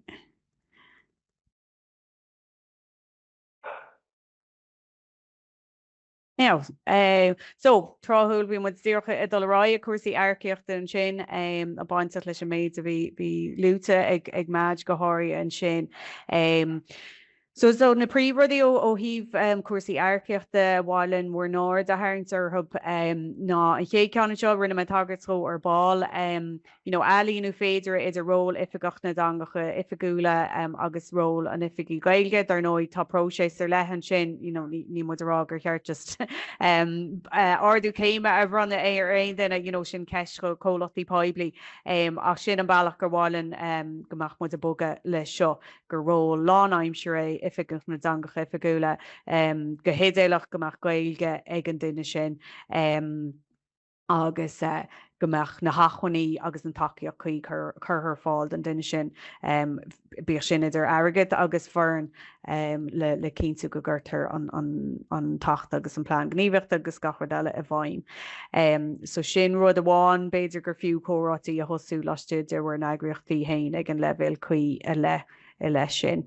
An darrad is tócha ceiste hagans chugann go minic tá sé ráta tásúlain níos soléire sa bláin gníomhaíochta níos ó hí céin leibhéal a bheastar gur bhfuil duine inniúil san Gaeilge agus bí muid a breanú a gcónaí ar leibhéal bíadó deach muid daine ag leibhéal bí a hain déachtar sé go bhfuil féidirchtaí ach go tá sús ag leibhéal bíadó le beag an takeíochta agus mar sin de ach le duine bheith canál muoine nach leis tuirbhíse chur fáil is bíadó an tíos level a bheitcha geistein an sin. Dar nó ar nifig hain ag leibhéal í sin trúchbeh mu a lerg si a hain an sin mar go mí mu a scríban airad in Gaeilge. Agus rís just le luú an sin dar nó bíon difriochtán idir Gaeilge leabhra agus scrífa so golóir rólanna dealach bíadó leabhra. Agus an sin beidir gomach deis agus duine tata seo amach an bíadó leabhra achab deis a thuirtróg tasús ag a bíadó scrífa mar hampla mar ran ó céin is cum a cé hagan sa seach móla a gcónaí dómh an cuasa le leis a bhras riorcháin a dhéanamh so fiú bím hain a gcónaí a fólam faoin Gaeilge so ní leon dochar a gúsa mar sin a dhéanamh. So just le bheith stolir faoi sin so nuair tá muid caint faoi bhí duine bheith inniú le Gaeilge tá muid caint faoi level bíadó ar a leid ach go meach muid rionsróna a chu níos mó béime ar inniúlach leabhartha seachas scrífa so sin an sin. Ceirtrí dó an sin ag go món a doráise dúirt maid an sin is dócha tuairt bhí airceocht ar bháin réomhgníomhacht daine le Gaeilge. So tá an fiú na comórta sé héimmuid amach duine muíocht pebliacht a thuirtcóp sna me an Gaeilge, radio na Gaeltachta ar túris agus mar sin de. So socha just cínta gohfuil muid ag tata seach ag gohfuil daine ar an ólas faoine deisina atá an le Gaeilge go bhfuil áit ar an bhirm iartais go féidir le daine a léirú go bhfuil Gaeilge ach sin ceanna príomhrodí so ní gá goach srog Gaeilge an a gúnaí agus tu muid agus sin a gan písin beg ach goach deis a go léirú ar aon ar iartais atá chur seach go bhfuil Gaeilge agus nó goach simach go dul i gobar tú a Gaeilge chomá agus rís is ceiste sin tagan mar lu imagine sin tagan rins dargoods arceachtain trí push Poiblí ach dar nói bín is féidirlinn dul amach mutain bín agus an sin tá nósna éagsú le chomhlachtaí Poiblí ar le chomá so go breanú ar cechaí a dhéantar uairgoods arceachtain agus cechaí ar féidir arceach réomhghníomhach an sin a dhéanamh ar daine so Gaeltacht. Cúpla rud eile tá muid a breanú dar nóí ar achfannacht a caiint ar Fós Poiblí achfannach Fós Poiblí a neartú le bheith pléilen leis an líon comórta sa tá muid a caiint faoi rud céine leis an feimnach na Sheirbhísí sláinte chomá agus an chud oibre ar bun ag an bhaimimeacht na Sheirbhísí sláinte ó híomh na Gaeilge agus coiste bunaí Jacob agus mar sin de so sampla sin chun méid atá ar bun faoi láthair fiú muna bhfuil sé le feicáil go solar a mhain sin go fóil tá go leor struchtúr á chur an áit a go sin. Feachtas náisiúnta agus áitiúla ar mhórscála so sealút an sin tá mutain agus is dochar luú mu rih seo tá mutain a tuairt bhí feachtas feachta náisiúnta im líana tá se le seola mí bhean fóver deir fóver le ard a haint ar dhéisina fostíocht le Gaeilge díirithe go háirithe ar daoine óga. Mar sin mátá I gceist a go bhfuin chomórtas le Gaeilge a Reáchtáil háartar an am sin bheith muid buíocht gur faoi scéal chuin bha se go airad agus is féidir it's rud amhána dul amach ra tanna deisina seo an ach tá muid géir chéintú bhfuil chomórta seán go daoine le dul an agus iad a feicáil na fógraí seo agus mar sin de. So an airad agus is féidir gomach muid a géir sinna alínú ar gur féidirlína sinna alínú le chomórta se le beo bha se sin ita so tíir dagháil linn mata aon planáilte agah háartar an am sin. Seo cean rialta bhaid a dhéanamh agan so bhíú man na naibrín sem lína ba deisna eile an I chéad blion eile ceangailt seach le sin. Agus an sin éí garmacha is socha so cíntu bhfuil daoine óga agus tiismóí nó daoine imrinn tunchar arthb ar an ólas faoi deisna fochsaíochta le Gaeilge. So bí muid a muoinú glúiseacht mar hampla teint seach na scolanna bín se Reáchtáil ag chunar na Gaeilge agus tá se ba mai tata gan is gan second tá cóá nua úr nua a Reáchtáil a chomá so ba tiile ólas faoi sin I gan nóid ó híh éach garma nua an sin. Cair trí de an seo cean simúlbéidir is socha poibliú dhéanamhar na deisna fostaíochta le Gaeilge agus más Institute tríú level hu deisna edachas nó eilena trú Gaeilge chomá. So an rud am a caiint bíon seo agus sé feici am orintanta bín cóla poiblí am agus bín siad denna poiblíocht ar a chud Sheirbhísí nó deisna fostaíochta agus níl an Gaeilge lúta mar chuid go sin. So mátáthair denna poiblíocht ar na deisna fostaíochta sa cóla poiblí becheart go for denna poiblíocht ar na deisna fostaí le Gaeilge chomá. Agus an airad is féidir gomach na pop-ups dáhangach teachas orintanta bín ceis na spá seán ní féidir pop-ups a úsáids beidir mátá siad a rá pop-up ar le ní féidir iad úsáids a chéile agus mar sin de. So an airad is féidir cínta go bhfuil aon seaán ú aon mar sin agah ar fáil go ráthangach go bhfuil daoine tíomhhíor an seaán in an labhairt le daoine faoine deisna de ráhangacha agus go hédéilech in Gaeilge chomá má hagan duine acu le labhairt a lob in Gaeilge. Ba me de brand new freisin ar daoine atá socha eann sa chuir daoine atá le bheith ar fannéil aglah seo rud a chluisimuid go minic ar bhhar aglah so tá muid a breanú ar dheisna le áthúirtar sin agus tá muid a gobar leis an gusta cóirlach ó hí pápar deachlachtas ó híh airceachta de so dír muid ar bhribh seo ach dar nói mar chuid an seminar nó héis má taíon ceisnar le agah nó rudí nachhfuil sibh solir faoi cuasaí airceachta tá tuigeann go mín golóir ceisna an go fóil bheith muid buíoch achí sinna áil agus ba mu denáí sin a chuirnaint airann san sin ó hí pápar deachlachtas airceachta a churamach tríd an gusta cóirlach an sin chomá. Comórtas airceachta le fógurt go ráthangach nó go thomláin an Gaeilge. So golóir díomh hána hain ó híh an arráil fógraíochta in sib fógraíocht ar cuasaí comórtas airceachta in Gaeilge nó go ráthangach hána hain. So tá se seo dtíorcha nadú sin na seach a méidir féidir chrothú go bhfuil muid a leir daoine le Gaeilge go bhfuil na cápaisí ar fáil an Gaeilge agus mar sin de tuige daoine ba muí nachcubs na comórtas agus ba muí nachcubs na deisna bhaid ar fádómh in Gaeilge so lena sin a luach chomá. Agus an sin tá rud an úsáid acu sa bheat an bhig so níl sagam bhfuil sé mar ggéine ngach cólach poiblí ach go hundúil mátá post nó ról nua le lína bín skillan ar le nó hébí rud le glána leis an rán ó gachfaní déine. So mar chuid sé sin bháilinn go mar sé lúta mátá an Gaeilge riachtanach nó gur féidir le duine Gaeilge ólam agus iad sa fust nó gomach Gaeilge in bhíoníthe agus an sin tá rá an níléon riachtanas tanga don Gaeilge ach ní muid gomach gá lei sin per se becheart gomach muid an airad agus féidir gur daoine ráhangacha ála seachs na rólanna seo ach dar nóid ba tosíochtaí lei sin so tuige muid é sin. So ach cínta go se sonraíthe nuair atá post le lína bhfuil an Gaeilge riachtanach in bhíine nó féidir leis an duine an Gaeilge ólam agus iad sa post agus ba muid gur na takeíochtaí thógáil timpeall agus Arbert timpeall ar sin chomá. Agus an cean déirnach just a dulrásin sin an cean sin faoi commórtas airceocht a ógurt go dá hangach nó an gáil goháin. Tuigem gur an rins ceisne a tacht ag a rinn Catchas Poiblí ceapan gur eisi siad tóir an sin ó híomh an gné seo de. So sin na méid atá lútán má tá tú duine fógracht ar an gomórtas é dhéanamh an gáilge nó go ráhangach agus an sin a gás go bhfuil an gáilge riachna so sin an pí a breise beidir le soúir.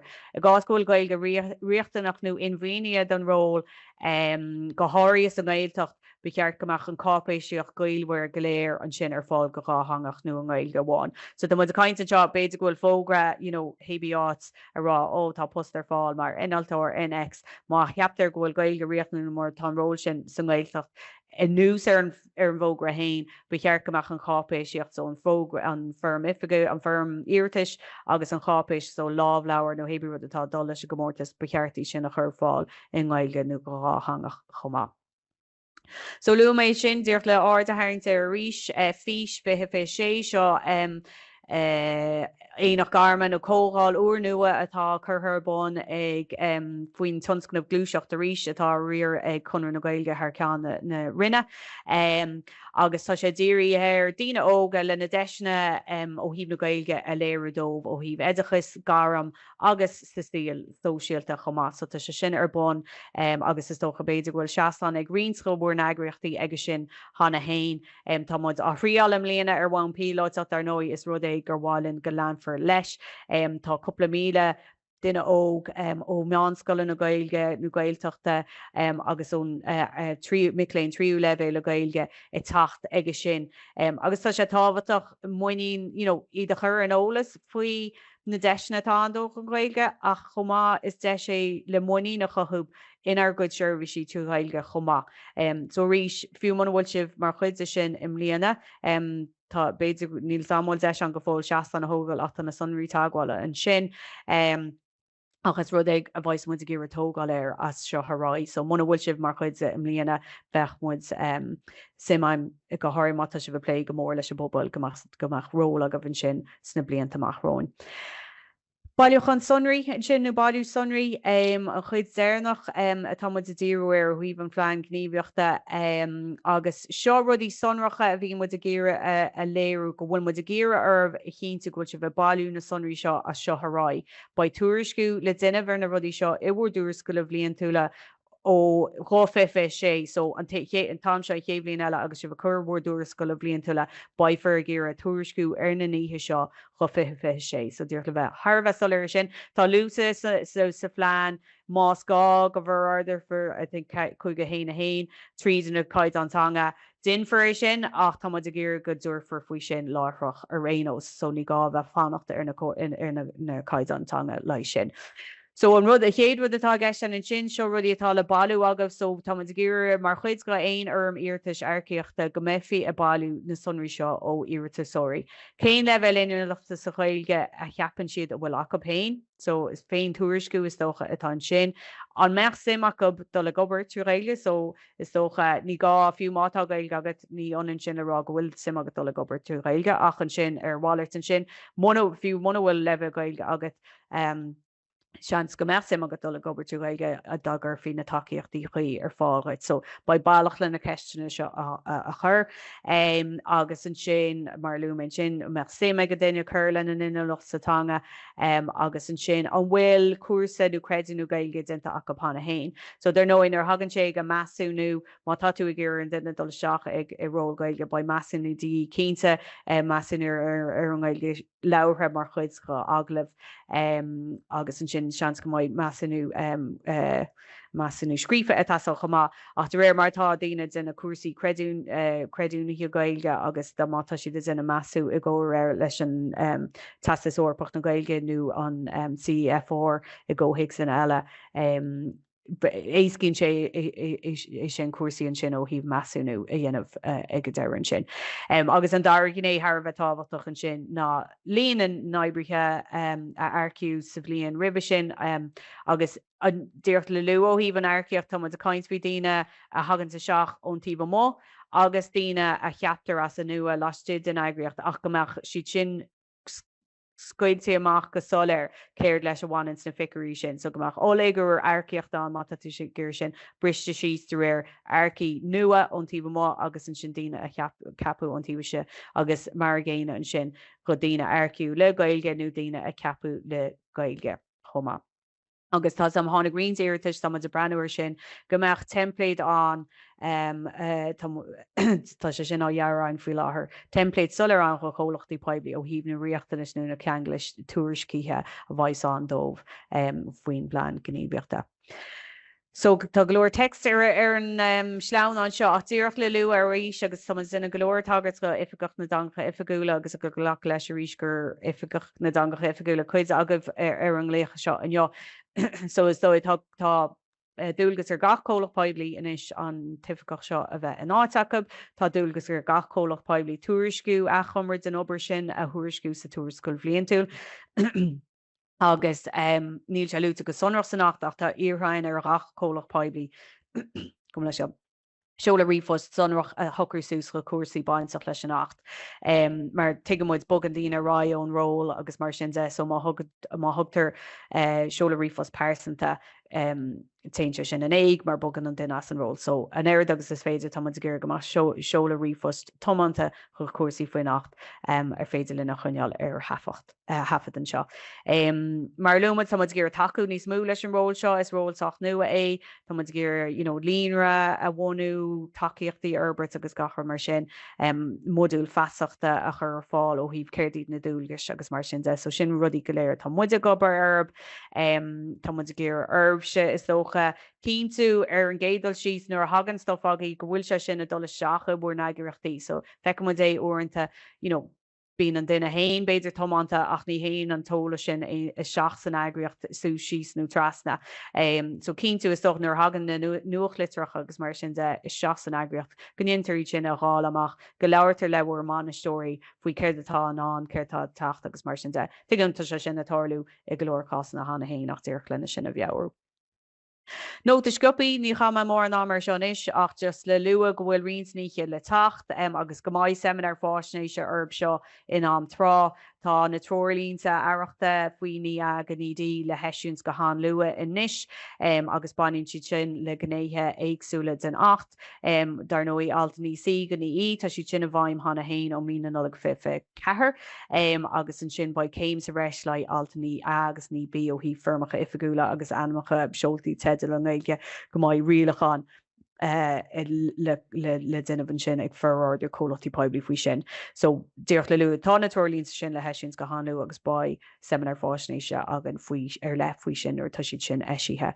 Mar a ggéine faoi na dátaí don na hificí Sheirbhísí agus na Sheirbhísí Gaeilge tá na dátaí sin le legan síos go há luúis so a rís baig Seimineáir Faisnéise agan faoi sin ar bhaise sin an.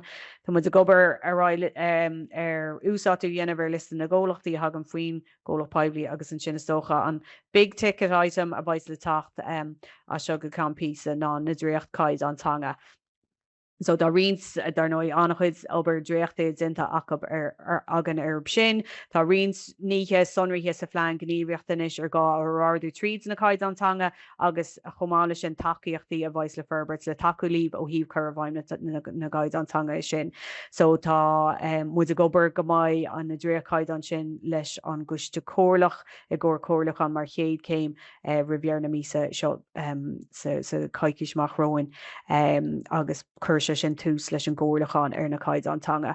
Tá rins cóirlachán na duine tá cóirlachán na duineh le ranna rialtas go maithééis sin agus an sin ba mu a dul amach ag na chomhlachtaí Poiblí agus ag an bobbal an sin so ba se sin natáirú ba mu a tatarrás agah ó híomh na dréachcaid an agus den for Seimineáir Faisnéise faoin na dréachcaid an sin ar tá mu a dul amach ar chóirlachán ach cínta ba se sin an tíobh seo den saora so cuniuúfar ar an óla sibh faoi sin ach dar nó sa phlean gníomhaíochta hain tugtar léirgus ar rins gan rudí a bhaid le ferráidir faoi sin agus tar nóid táthir tarings ar an dá sampla tá crothaí sa ratan bheag chomá ó híomh na caid antanga atá úsáid acab an sin.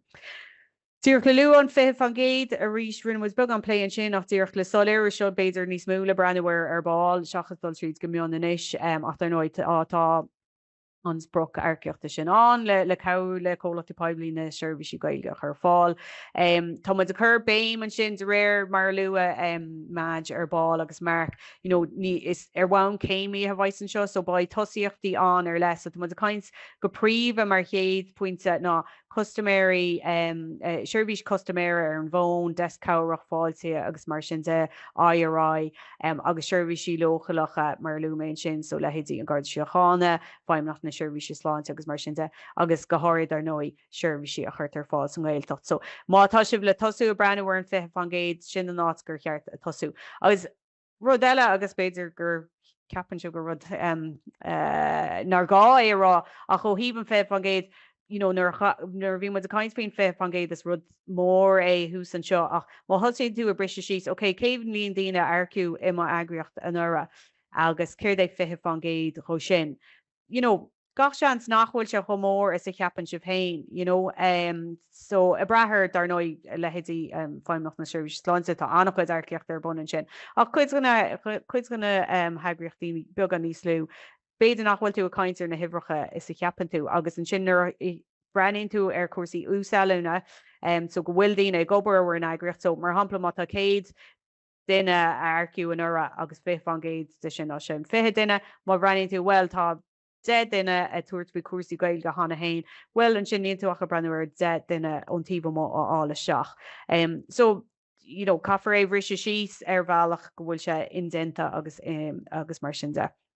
So luméid sin an rud go bhfuil muid a breanúir na ardú céime inmheánnacha agus go dtéige muid go bhfuil soléirú rachtú le féidir a dí chuna sin i chéintú so chunne mu ar an ólasib a cénta tá muid a breanú mar is all an spruc airceach na nádín le Gaeilge ála seach so má tá si sinna tacht an tíb má hééis siú selúns nó tacht an tíb má is onéis sin ó híh an ol chospór is tócha díine le Gaeilge bheith ar fáil agus leabhar mé sin faoin bí dó. Díoch le lua mar ocail scurtá Seimineáir Faisnéise eile le Reáchtáil an tatan seo gan caiitlís mo leiscéil faoi deisina le Gaeilge san ar le fáibe go sonrach tá se seo á dhéanamh i gcóir leis a bhras riorcháin agus gailchultúr so bí cínta agus ceangail seach is féidir chlórú ar híomh one learning ach go bhvistam tá sé oscailte chu cách so ní gá bheith ní gá ruchtan a bheith nó logáil seach i one learning an tá ruchtan an ón géad lenach an sin so bechearta sin a heáil. So príomhhaintí tá neart caiinte dentam golóir ólas sin tuigemuid é sin agus golóir le duineh agus ba golóir ferbertí a seo go cean písa agus dó na príomhhaintí le tógáil waomh má chur an dohhaisteir nó hébí den na ceisteirt céir ceartúna dhéanamhanis Airceach réomh gníomhach go háir daine ag leibhéil bí dó agus mar phléimeoin sin dal amach sa fóbal breanú faoi ógriocht áúla dhéana más chuí agus mar sin de. Cuasaí Gaeilge chur fáil go réomh gníomhach agus gan bach agus tá muid fecail an fiú na figuritá ag an bhras riorcháin ó híomh daine tuairt faoi cuasaí Gaeilge tá séimi ó céad seaca fidó sús go beag nach 600 inis chun terma im líana.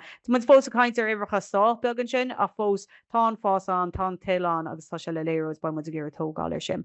Uirla sí takeíocht a Gaeilge den uran so rimuid an sin an chápééis sin ó híh achanítanga cín tú go bhfuil profáil trú Gaeilge fáil cín tú go bhfuil mátá go dtína géire go meach COVID in an Gaeilge fáil ar an bhón áibrenn ar an rimhre. Cínta gohfuil an Gaeilge aneadú seach a bhirbertí technoliaachta so socha bín custí éagsúla ó híomh cóirs technúil de mar sin láiste de chomhlachtaí poiblí so gur i cínta gohfuil an Gaeilge mar chuid go sin agus gohfuil an Gaeilge neadaíthe ón tús nuair tá cóirs nu a dhearra mar gológanna ceisnatá tachan cíanais is a breanú siar ar chóiris sean bhainithe atá beidir níos deachra ach an éirid is féidir le an Gaeilge neadú i seach agus mu a bog go rá an sin tuair se sin beag an spáistún a thuirtar na sean ceistena sin. Béimar nuálaíocht so ba golóir rudaí le tríálainn a seo go ceán go fé tríocha agus níos buide an so ein smuointe fiú rudí a rial, tá mu a spás gur féidir rudí a rial tá an ciste nuálicht nó baise sin agin le taú léh chomá le sin agus cuniu fear an óla sibh nuair tá an ciste sin bunaiche agus úlain rins ceisna nuálicht a phlé ag a geardlinn an tatan se chuúin chomá. Fásacht mas na fearne agus an phobal chomá ó híh na Sheirbhísí na deisna tá an ar an úsáilinn sa Gaeilge agus go bhfuil an áit dearfach ó híh an dáhangas as an sin fásacht an phobal ó híh de réir mar tá chur fios ar na Sheirbhísí a fé tá muid a ggéar an cúdasáir sin agus áard an phobal a haingtarthb. Tá muid a breanúir takeíochtaí éagsúla ar Herbert dar nó ba sean go bhfuil takeíochtaí eile leis débhar go bhar agriocht agus an sin rudéirnach an písa sin faoi túriscú. So tá coppla gné tarnaí amach go solir an sinú híh túriscú sa chur láthair ach baimmuid a lean sús le template ó híh cuasaí túriscíthe chomá. So sinna méid weimse dar nó fáilte rih éon cheiste Tá imi bug an haar am agus féidir éon rud a cheola aine rifos an sin agus tuair me cúpla nóid go dtíine tata seach má tá aon cheistin ar le an sin le freigart.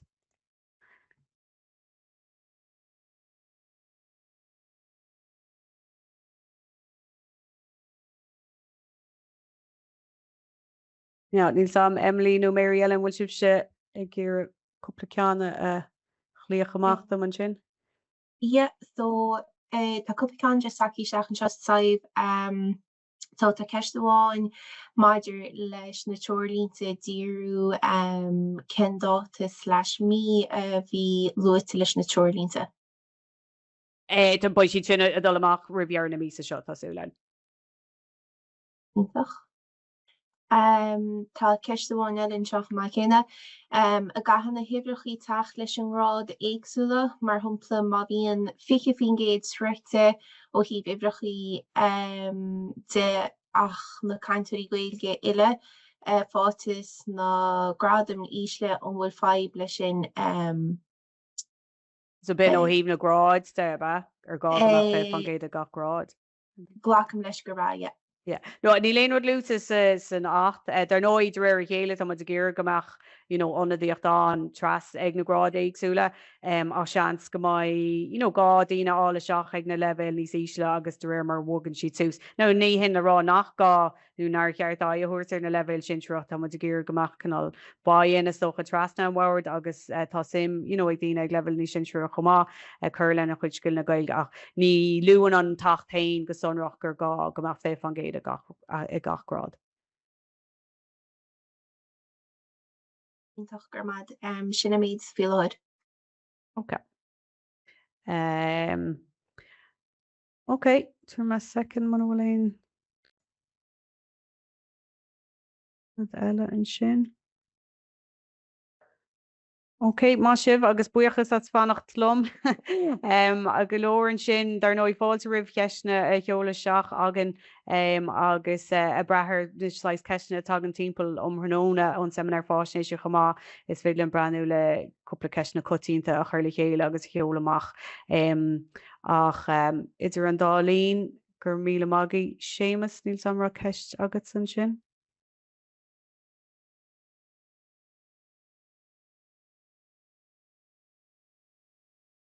Sean sample tú bailí nó beidir nach féidir tata seach.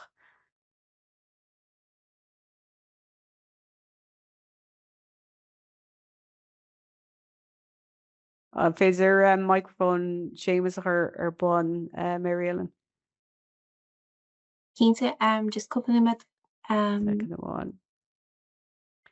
So sémas ó coileán dar nóí ó stúrthó ó tá Emily rá gur gá é chur beidir de scoil socríar an sé go isteach na tá sé agad Dúir bhí cean sinnig duna éigenteach i déobh córagus íon leis an Roinn in Gaeilge bhfuil bhí faoi dulgus ar gumarsáid leis an Roinn ar fad bheith hangach. Níl is féidir do rá a hanga úsáid ach caiig an Roinn sin freigur chóirt a tanga sin.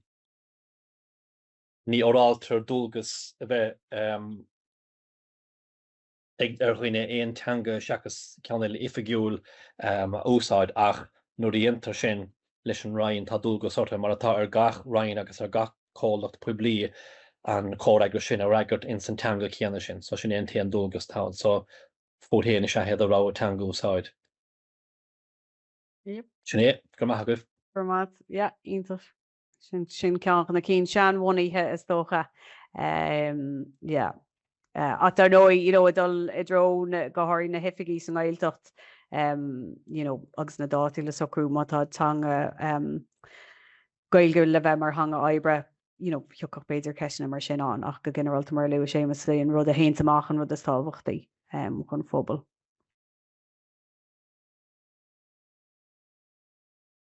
Ok, fágamid an sinna gur míle agah as bfuair goid fáine tá mud ar fáil mata on cheist agus tá cíns go maiid a lé le chéile a ríis go luath. San go fóil.